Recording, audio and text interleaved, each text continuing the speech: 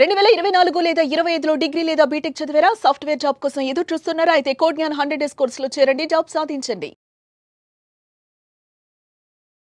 నమస్కారం మేడం. నమస్తే అమ్మా.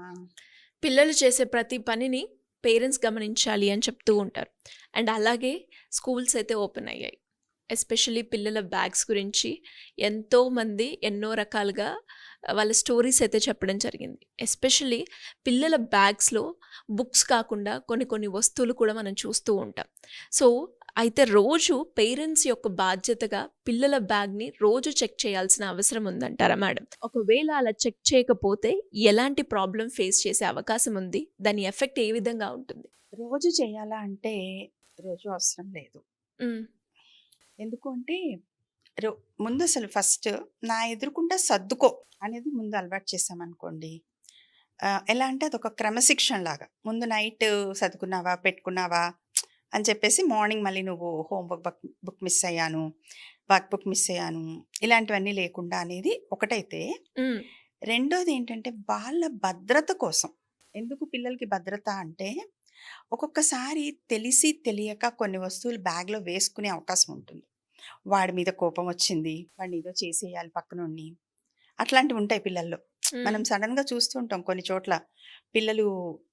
మనకి ఇక్కడ కాదు, యుఎస్లో షూట్ చేసేసారంటారు స్కూల్కి సడన్గా. మరి బ్యాగ్లోంచి తీస్తాడా, ఎక్కడి నుంచి తీస్తాడు, ఇవన్నీ క్వశ్చన్సే మనకి. సో అలా ఏదైనా చేసే ఛాన్స్ ఉందా? భద్రత. మ్, అలాగే ఏమన్నా పక్కవాడి నుంచి తీసుకొని తన బ్యాగ్లో వేసుకొని తెచ్చుకుంటాడా? ఎందుకంటే రోజు రోజు చేయకపోయినా ర్యాండమ్గా 2 రోజులకో 3 రోజులకో అది ఎలా చేయాలి? చాలా నాగ్గా చేయాలి తల్లిదండ్రులు. ఎందుకు? వాడి మీద నిఘా పెట్టాము అనుకోవద్దు, మ్. వాడు హర్ట్ అవ్వద్దు, వాడికి నమ్మకం పోవద్దు మన మీద అవును, కదా. అవును. సో చేసినట్టు ఉండాలి, క్యాజువల్గా చేసినట్టు ఉండాలి. ఏది చూద్దాం, ఒకసారి తీయి, నువ్వు పెన్సిల్ చెక్కితే అందులో పొట్టంతా పడుతుంది, దులుపుదాము, డస్ట్ ఎక్కువైపోతుంది. డస్ట్ ఎక్కువైపోతుంది. సో కొన్నిసార్లు అలాంటప్పుడు ఓన్లీ హానికరమైనవి వస్తువులే కాకుండా కొన్నిసార్లు తినకూడని వస్తువులు, చాక్లెట్ రేపర్స్ లాంటివి ఎక్కువ అలాంటివి కూడా కనబడతాయి అవునవును. కదా. మ్, మనమేమో ఇంట్లో రిస్ట్రిక్షన్స్ పెడతాము, వాళ్ళేమో చిన్నపిల్లలు తెలియకుండా కదా తినేస్తూ తినేస్తారు. మళ్ళీ అది కూడా వెంటనే పట్టుకొని ఇదిగో అనకూడదు అనమాట. మ్, అది కూడా జాగ్రత్తగా మళ్ళీ మేనేజ్ చేయాలి. ఏంటి, ఎవరి బర్త్డే అయింది, ఎవరిచ్చారు. ఎందుకంటే ఇవాళ రేపు ఏమవుతుందంటే తెలియకుండా కొన్ని ఈ చాక్లెట్స్, ఈ సిగరెట్స్ ఇట్లాంటివి కూడా పిల్లల్లో పాస్ అయిపోతున్నాయి. ఇవి ఇవి మీ ఫ్రెండ్స్కి ఇస్తే అలాంటివి సంఘటనలు కూడా జరుగుతున్నాయి. సో అక్కడ కూడా జాగ్రత్తగా ఉండడం. రెండోది, ఏదైనా వీడు అనుకోకుండా ఎవరివన్నా ఎత్తుకుని వచ్చేసాడు అనుకోండి నచ్చిందని, మరి అది కూడా తప్పే కదా. మనకంటారు కదా, తోటకూర రోజే చెప్పలేదే నువ్వు అని. పెద్ద అయిన తర్వాత మనం ఏం చేయగలం?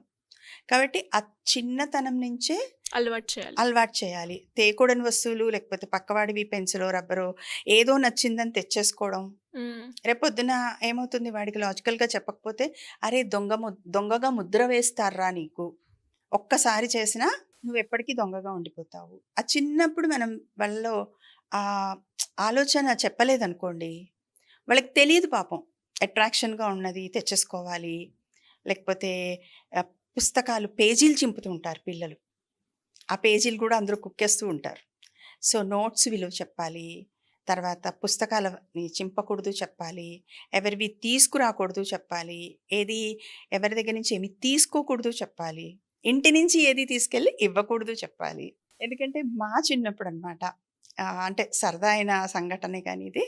మా ఇంట్లో మా పక్కన వాళ్ళు హోమియోపతి మెడిసిన్స్ ఇచ్చేవారు ఆయన. మ్. వాళ్ళ అబ్బాయి ఏం చేసేవాడు, ఆ మెడిసిన్ పైన వేస్తారనమాట మందు. జనరలీ ప్లెయిన్ పిల్స్ ఉంటాయి, ఆ పిల్స్ అన్నీ తను పట్టుకొని వెళ్ళి ఫ్రెండ్స్ అందరికీ పెట్టేసేవాడు. అంటే అందులో మందు ఉండేది కాదు. సో ఏమైనాయి అంటే ఈ పిల్లోడు తీసుకెళ్తాం, ఎప్పటికో గమనించుకున్నారనమాట వాళ్ళు. అలా ఇంట్లో తీసుకెళ్ళి పెట్టేయడమా, ఇంట్లో సామాన్ తీసుకెళ్ళి ఇచ్చేయడమా. కొంతమంది పిల్లలు ఉంటారు ఫ్రెండ్షిప్ చేస్తారేమో వాళ్ళు నాతో అని, అలా కూడా కొన్ని తీసుకెళ్ళి ఇస్తే నాతో బాగుంటారేమో అని ఇంట్లోంచి కొన్ని తీసుకెళ్ళిపోయి ఇచ్చేస్తూ ఉంటారు. సో అవన్నీ మనం స్కూల్ బ్యాగ్ చెక్ చేస్తేనే తెలుస్తాయి. తెలుస్తాయి. సో ఆ చెక్ చేయడం కూడా ఎలా చేయాలి మళ్ళీ? తెలియకుండా. చాలా నాగ్గా మన టాలెంట్ తోటి మనం చేయాలి. అరే నిన్ను పట్టుకోవడానికి చేస్తున్నానురా కాదు, నిన్ను చెక్ చేస్తానికి నీ మీద నమ్మకం లేక చేస్తున్నానురా కాదు, చాలా క్యాజువల్గా ఆడుతూ పాడుతూ దాదా చేద్దాం, లేకపోతే అన్నీ సర్దుకున్నావా చేద్దాం, ఈ కైండ్లో చేసుకుంటూ వెళ్ళాలి. అంటే ఒక స్టేజ్ వరకు మనం చేసామంటే నాన్న తర్వాత వాళ్ళకే అలవాటు అవుతుంది. ఒకవేళ ఏదైనా ఇన్సిడెంట్ జరిగితే కూడా మనం లాజికల్గా చెప్పేసరికి ఆ మైండ్స్ ట్యూన్ అవుతాయి. అప్పుడు ఏమవుతుంది, స్కూల్లో వాళ్ళకి హెల్ప్ చేసిన వాళ్ళం అవుతాం, మేనేజ్మెంట్కి కూడా మనం హెల్పే కదా. మీ వాడు ఇంటి నుంచి పట్టుకొచ్చాడు మీరు గమనించలేదా అన్నారు అనుకోండి, హ్మ్. అంతే కదా. అవును. సో వాళ్ళకి హెల్ప్ అవుతుంది. వాళ్ళు కొన్ని వందల మంది పిల్లల మీద నిఘా వేసి ప్రతి వాళ్ళ బ్యాగు సెక్యూరిటీ చెక్ పెట్టలేరు కదా.